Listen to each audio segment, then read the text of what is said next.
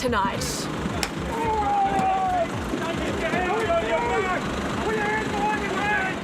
a gunman opens fire in Darwin, killing 4 people and injuring another as people watch on in horror.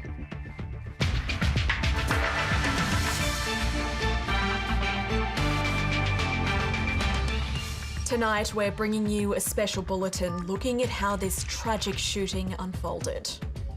He's turned and looked at me and I've run into the bedroom, locked the door, and we've hid in the bathroom. And we called the police and just heard shot after shot after shot. As family and friends begin to mourn their loved ones and Darwin comes to terms with this traumatic event. Good evening, Emily Gromens with ABC News. 4 men are dead and a woman is seriously injured after a gunman went on a shooting rampage across Darwin last night. Questions are being asked about how the alleged killer, who was on parole and wearing an electronic monitoring device, was able to get hold of an illegal shotgun. The spree went on for over an hour and the suspect, 45-year-old Benjamin Glenn Hoffman, is now in custody. The shootings began just after 5:30 at the Palms Motel in the city's CBD. 1 person was killed. Hoffman then allegedly travelled to a nearby unit block and shot dead another man. Police say he continued to a car park and killed a 3rd victim, and then allegedly to the nearby suburb of Woolner, where a 4th man died. After that, Hoffman went to the Northern Territory's police headquarters. The shooting spree finally came to an end at 6:45 when he was arrested near a service station. We start tonight's special coverage with Jano Gibson. After 60 terrifying minutes, the alleged gunman is seized by police. A rampage across Darwin brought to a dramatic end. The police, on reasonable grounds, have arrested that person that we believe has committed these horrific crimes.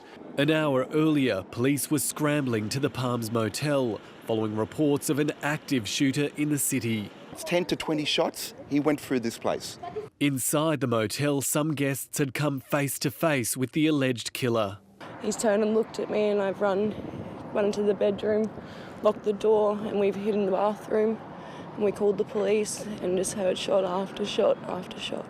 Once the sound of bullets ended, 1 man was dead and a woman seriously injured. And then this man came carrying a woman, put her down on the footpath in front of us. She was bleeding all over the place. So I went and got a towel for her, wrapped up her legs. We took her around the corner. By that stage, the police were running over. Even as the city was placed in lockdown, the alleged offender managed to get away. Cops came round, went straight past him, so they didn't know who he was. He was that calm. Reversed and got in his ute, put his gun in his ute, reversed out. As the minutes passed, there were more scenes of carnage across Darwin, with people killed at a unit complex, a car park and an industrial block. Last night's events were devastating. This is not Darwin. This is not Australia. We are a close community. By daybreak, there were 8 separate crime scenes scattered across the city, 100 police on the job, as friends and family began to mourn the 4 lives lost. Our hearts and thoughts go out to all of the families and all of those that have been affected by this incident. The alleged killer has been identified as 45-year-old Benjamin Glenn Hoffman, who was released on parole in January after serving 6 years in jail and was wearing an electronic bracelet that monitored his movements. We have asked for a detailed report from the parole board on the alleged offender. We have directed an immediate review of everyone on parole. Police say an illegal 12-gauge pump-action shotgun was used in the killings, and while a motive remains unclear, detectives believe the alleged offender may have been targeting a specific individual. Some of our witnesses who've indicated he was looking for certain people. One in particular we know was interstate.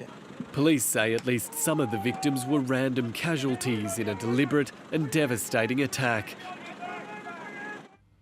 In a moment, we'll bring you more about the victims of this tragedy, as well as details about the man who's accused of killing 4 people. But first, our reporter Jano Gibson joins us now, live from one of the crime scenes. Jano, it's been a huge 24 hours since these events unfolded. How have people reacted? Well, Emily, I'm standing outside the Palms Motel where at this time last night police were swarming this area. Tonight there are still a number of officers who are standing guard at this crime scene. We've also seen some people still laying flowers out the front of the motel, but it's not just Territorians who are expressing their grief. We've also heard messages of support from around the country and indeed around the world. Last night, one of the first people to comment on this unfolding situation was the Prime Minister, who's in London. I just want to extend my deep condolences and sympathies to all the people of the Territory and particularly in Darwin. This is a very tight community and I know they will be rocked by these events. I think it's important that everyone in Darwin, everyone in the Territory understands that the thoughts of Australians, wherever they are, whether as far away as where I am today or closer to home, they will be thinking very much of their fellow Australians in the Territory. Scott Morrison there. And Jano, you were in the Darwin CBD last night, moments after the shooting. What was that like? Emily, it was very confronting. I saw scenes of chaos. People were confused. I saw some people who were hysterical and screaming. They'd just seen the gunman go through here. Some had actually confronted the gunman. Some had heard the gunshots ring out through the night. I spoke to many witnesses. There were stories of courage. There were stories of survival. And some also spoke about how they supported those who were injured in the incidents. What happened next after all of the shots finished? Well, we didn't hear sirens for a while. We didn't hear anything for a while, then we decided we'd just stay there and sort of looked out the window a little bit and it still went really eerie quiet, so we just locked ourselves back up again and waited until we were sort of clear to go. How long were you stuck inside? Oh, about half hour, 40 minutes. Yeah. Must have been absolutely terrifying. We heard him It walk was up right the next to our stairs at window, it one was scary. point. And I kind of just thought that was it. He shot her in the legs and she was screaming that she'd been shot, and it definitely looked that way too. So. And was she conscious at the time? Was she able to say anything? She was conscious but hysterical. She was shaking like a leaf. It was just horrendous. We looked in the window just here and there was a guy with a gun, and so we put in reverse and went straight back, took off around the block. As we're going around the block, we saw him walking calmly down through the unit blocks. We went round the other way, started blocking traffic. There was people walking up this way. We were telling, taking their dogs for a walk and that. We said, don't go, there's a guy with a gun. I hid behind a couple of pods that we got there down the back, and I thought that bugger that, so I hid behind the other side of the house. But then when I seen that he wasn't there, because I got a line of sight to where he was, he disappeared on me. And next minute, my other friend appeared out of nowhere, old mate, and he popped his head outside and he thought it was fireworks. And I turned around, it's not bloody fireworks, mate. I said, he's got a shotgun, bloke, get the hell out of here. And he said, oh, shit that, and he jumped over the fence that quick. Now, I'm a bit of a heavy guy, but I couldn't make it over the fence. He made it over and he started running. When I put my head around the other side, that's when he come around the corner. He kind of looked at me and I looked at him, and he didn't raise the gun, which was really strange. And then I looked at him again and then I just went, see ya, and I was gone. And as you can hear there, many people have been deeply affected by these very confronting events last night. Today, the Chief Minister has announced the formation of a new team to try and support all Territorians. We have set up a recovery coordination committee.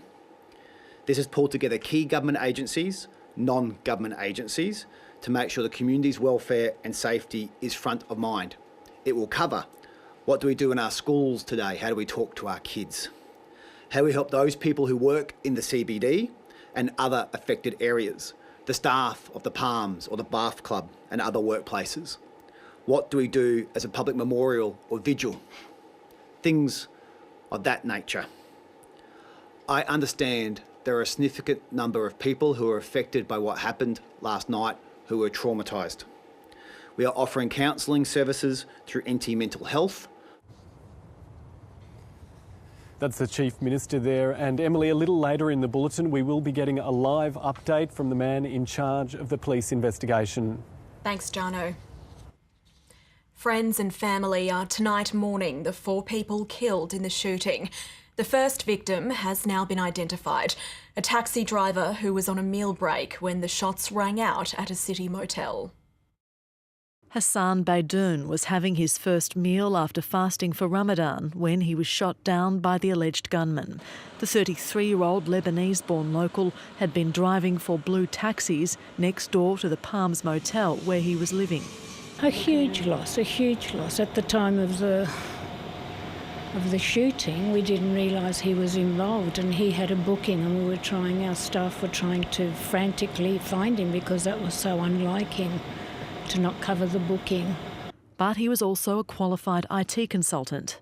He'd been here for 10 years and studying and working to clearly pay for his courses and his future, and he didn't rely on anybody. He worked very hard to get to where he is.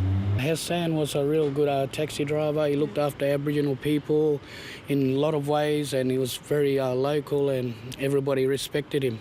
Around the corner in Gardens Hill Crescent, the next victim, a 75-year-old man, hasn't been identified yet. And at the Buff Club in nearby Stewart Park, the scene is still under guard, where a 57-year-old man died. The last victim in the rampage was a 52-year-old man in Jolly Street, some knew as Rob, who worked as a security guard. It's still unclear if the victims were intentionally singled out by the gunman or indiscriminate targets. That's why we're trying to piece all that together to ascertain what the motivation was. The mourning period only just beginning. I wish Hassan and his family, wish them good luck and hope he has a good burial and all those sort of things. And a 5th victim, a woman, remains in the Royal Darwin Hospital but is in a stable condition. Rosa Allen, ABC News. The man accused of these crimes, Benjamin Glenn Hoffman, was born and bred in the Northern Territory. Some friends say he has a wild side and could be a contradictory character. He's the man accused of carrying out one of Darwin's most violent gun attacks. Educated at Sanderson High, he grew up in Darwin's northern suburbs and is from a well-known family. At the time of the shooting, he'd just been released 5 months ago after serving a 6-year prison sentence. He was released to parole with 23 strict conditions as part of his parole application. And whilst on parole, the offender received one minor breach for breaking his curfew by less than an hour. The Corrections Commissioner says there were no major red flags or indications of what was to come. He was subjected during his time in parole to random drug testing, all of which returned negative tests. Friends remember the accused as someone who liked to party. When I was DJing at Discovery, he'd be there, Lost Ark, went to a few after parties together. And a man with many sides. At parties, he'd always be the one making drinks for everyone and, you know, just having a good old time, really. But, you know, it's definitely a wild side to him. And that he could also be very loyal. Ben and his sidekick at that time were offering protection to the sex workers. Some friends and acquaintances of the alleged gunman didn't want to be identified, with police now saying he may have been involved with outlaw motorcycle gangs. Nick Hose, ABC News, Darwin. A special team has now been formed with more than 100 police officers still assigned to the investigation locally. A specialist forensic crew is also being flown up from New South Wales. Commander Travis Wurst is leading this investigation. He joins us now live. Thank you for joining us, Commander. Do you have any indication when charges will be laid and what those charges might be? So at this stage, the 45-year-old offender is still currently in police custody and being held under police guard at the Royal Darwin Hospital. He has not been charged at this time. He's still in police custody assisting us with our inquiries. A time when he will be charged and what those charges may be is yet to be determined. The process is that we will consult with the Director of Public Prosecution prior to making any formal decisions, and a charge will be laid at some point in the future.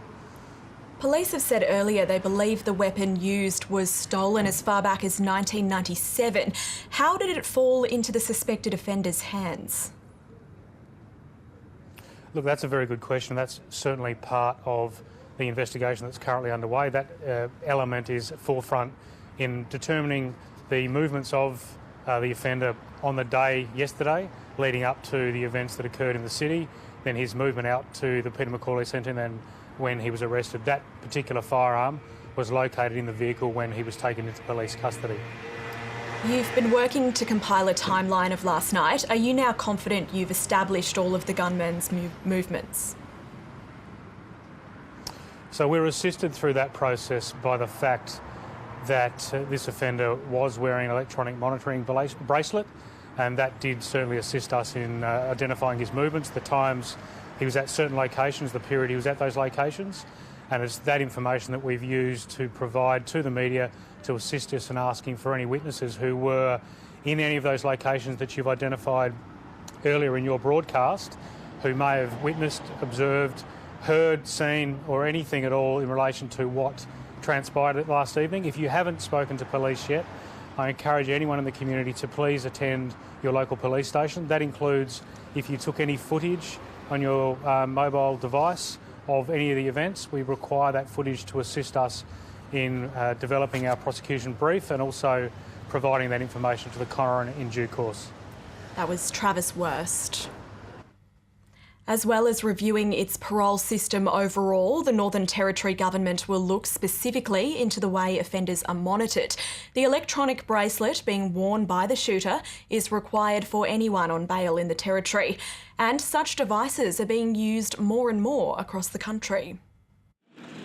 The Darwin shooting has prompted an urgent audit of the Territory's electronic monitoring system. As the Chief alluded, there will be an immediate review of all offenders currently in this situation.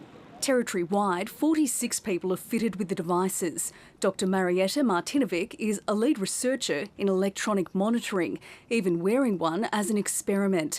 She says serious safety breaches are rare. People are less likely to re-engage in criminal activity when they are wearing the device. Who monitors the devices depends on the state or territory.